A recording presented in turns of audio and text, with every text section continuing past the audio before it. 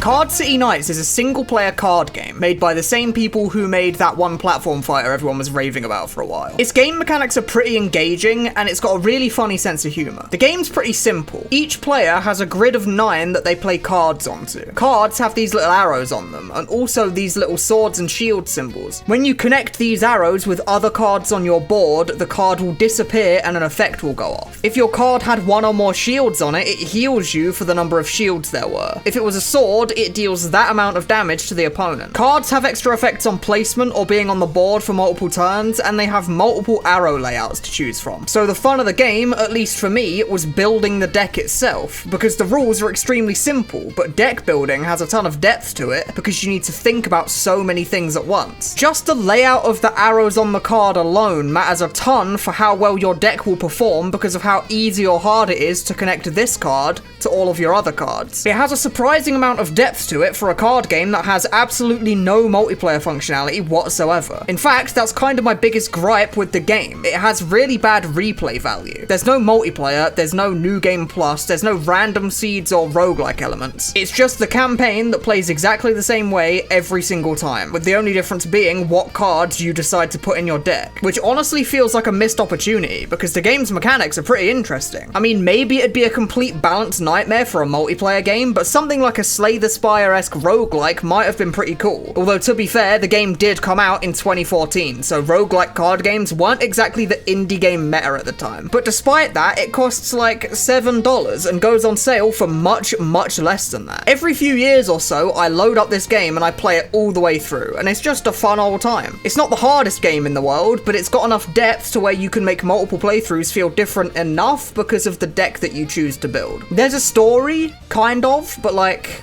who cares? I just like the funny talking onion or whatever. I'm not really here for the deep socio-political commentary that the onion gives me, I don't think. This game's a pretty decent 7 out of 10, but it's a complete bargain in any Steam sale because it's like 70 pence. So if you like card games, then maybe give it a go. Elden Ring. You know, Game of the Year 2022. Orthodox Rabbi Bill Clinton, complete critical acclaim, internet hasn't shut up about it since release, AAA budget, AAA price tag, AAA marketing. Yeah, I know you've heard of Elden Ring, but there is something I do want to recommend that's maybe not quite as well known. It's a mod for Elden Ring called Seamless Co-op, because FromSoft games have always had weird multiplayer functionality. You have to fanny around with items and summon signs to summon your friend into your game, and whenever one of you dies, or when you beat the area boss, you're kicked out of the multiplayer and have to rejoin manually with all the summon signs again. The Seamless Co-op mod fixes this. You install the mod, set a password, and you can join your friend's game permanently. No dumb summon signs required. And if you die, you respawn basically immediately without being kicked out, unless you die to a boss, in which case you have to wait for your teammate to die too. He's gonna voice break soon. He's on you. You have got to be fucking with me, game. I was behind him, and he scooped me up. This mod is absolutely glorious, to the point where I have no idea why FromSoft doesn't let you do this by default. My guess is that they don't want you to be able to cheese bosses or something, but you can kind of do that anyway with the normal co-op. It's just really tedious. And the boss has way more health and poise when you use the Seamless Co-op mod, to the point where it can sometimes actually feel harder to fight the boss in multiplayer. So I'm not really sure why FromSoft just doesn't let you do this anyway. I don't know why I need a mod for it, but since I do need a mod for it, I can recommend it to you. If you've got a friend to try this with, I would greatly recommend it, because it creates some really funny moments. Wait, before you go through. What? You look kind of like you're wearing a Batman mask. Does this motherfucker ever stop attacking? Oh, you look like Batman! You win these. I think I jinxed it. I win these. You greedy cunt. You're alive? I win these. You win. Oh my fucking god. Fighting games have always had a ridiculously high barrier to entry. There's a ton of strategy in fighting games. Knowing which move or combo comes out faster than your opponent's moves at any given time gives a ton of strategic depth to the game. And you get all those frame data nerds that just live for this information. But most new players just get buried under daunting motion inputs and combos that you have to sit in the lab and learn for 10 hours a day. So what if we made a fighting game that had all of this technical and strategical knowledge of frame data and when you can punish versus when you can't, and we made it accessible to the average player regardless of whether they have the mechanical skill to pull off the combos or not? Well, luckily, that game exists, and it's called Tori Bash.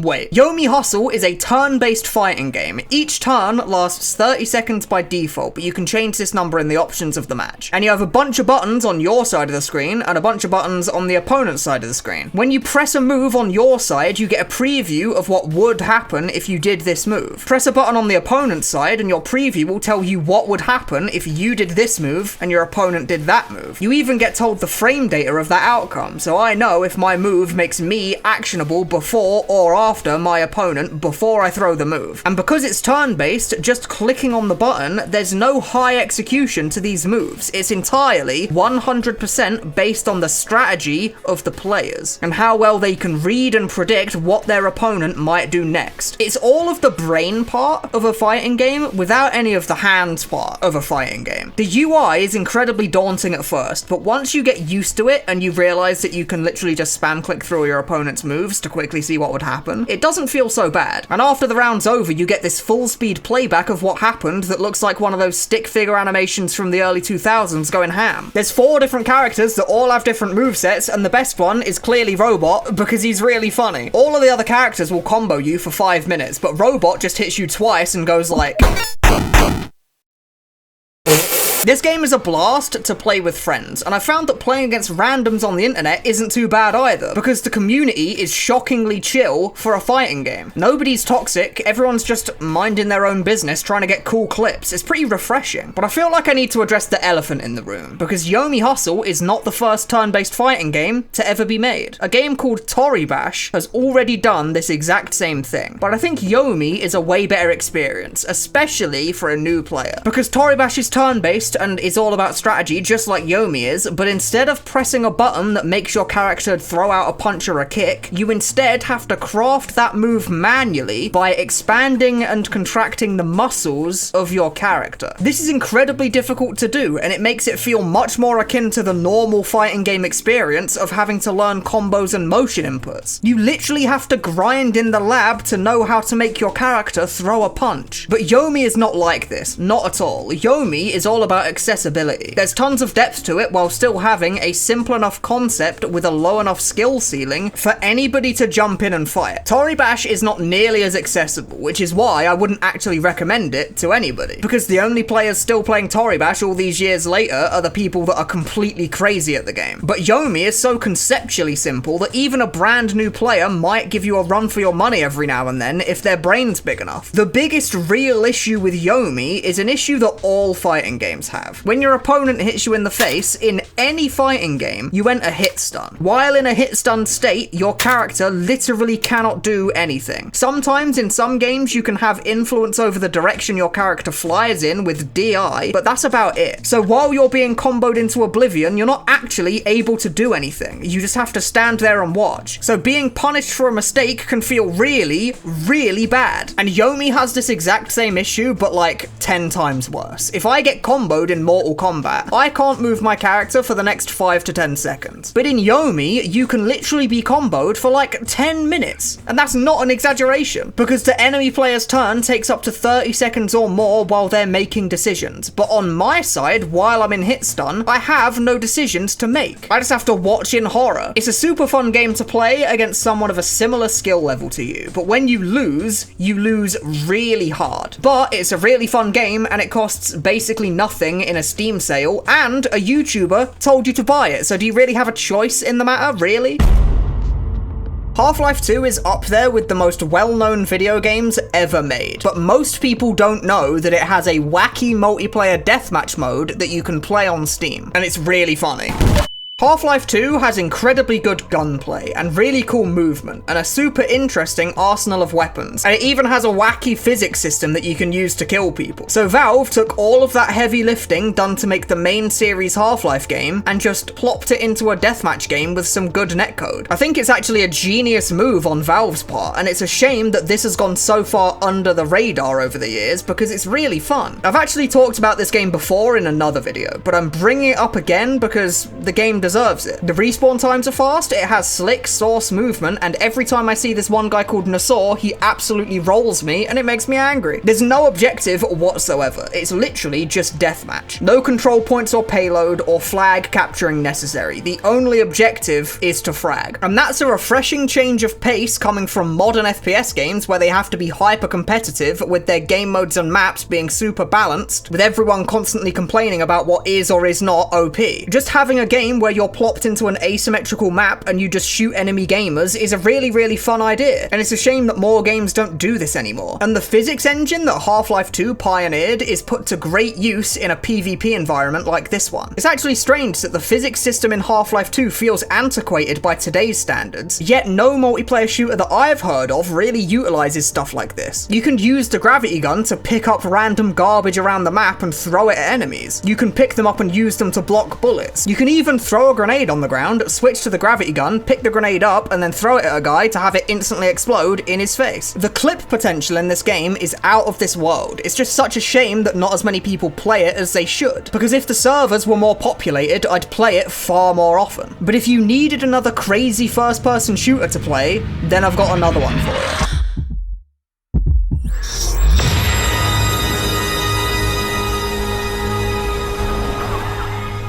Hyperdemon is a really, really strange take on a solo arena shooter. It's a wave-based shooter where the goal is to survive, or at least that's kind of the goal. See, this game is a sequel to another very niche game called Devil Daggers, and in Devil Daggers, the goal is much more simple. You just survive as long as possible. In the original, the spawns of enemies are fixed at certain times, but the spawns never actually end, so you just survive for as long as possible and that's the game. In Hyperdemon though, things are slightly different. Instead of the timer ticking upwards and forcing you to survive as long as possible, instead, the timer constantly ticks down, and killing enemies adds time to your timer. When your timer gets too low, you die, but as long as you keep killing enemies, your timer will stay high up. And the faster you kill enemies, the faster new enemies spawn. Unlike its predecessor, there are a finite number of enemies in Hyperdemon, and once you get through enough of them, a boss will spawn, and killing that boss will end your run. So at the end of your run, you still want your time to be as big a number as possible, but the way you achieve that is very, very different.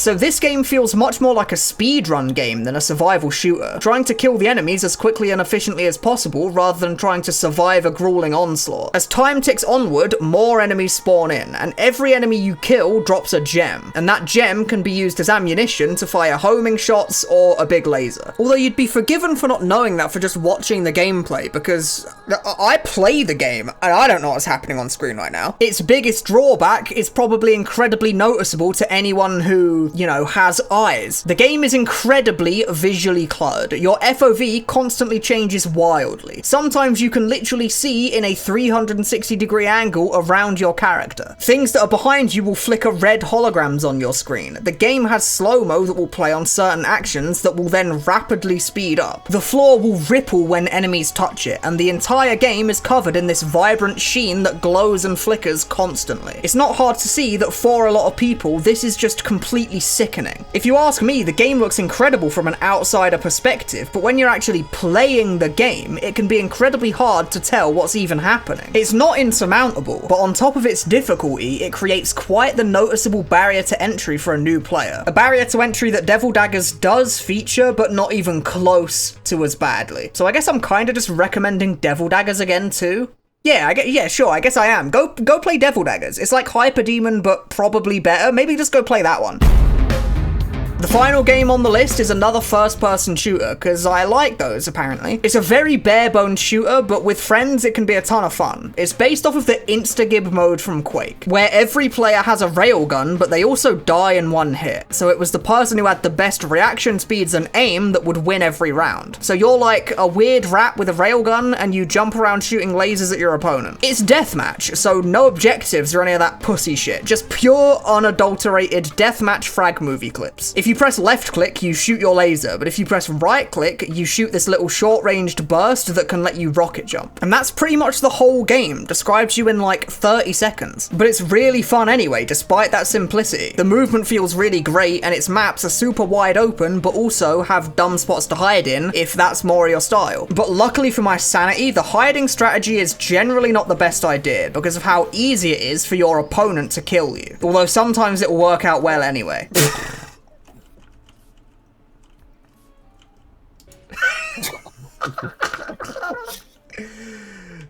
Your spawn point's on my screen. Your spawn point's always on my screen. Not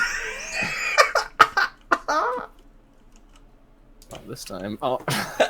It's like the closest thing you're gonna get to a party game whilst also still playing a first-person shooter. It's goofy looking, and it's fast-paced, and it's all about which player has more hours in Kovacs. And that's literally all I have to say about it. It's fast-paced fun, and maybe you should go play it. Every game I've listed today, apart from Elden Ring, I guess, is cheap on Steam and definitely worth a try. If you don't like it, you can always just refund it. But if you were getting bored playing the same games over and over again, then I hope my little list of hidden gems will help pass the time until Silksong comes out.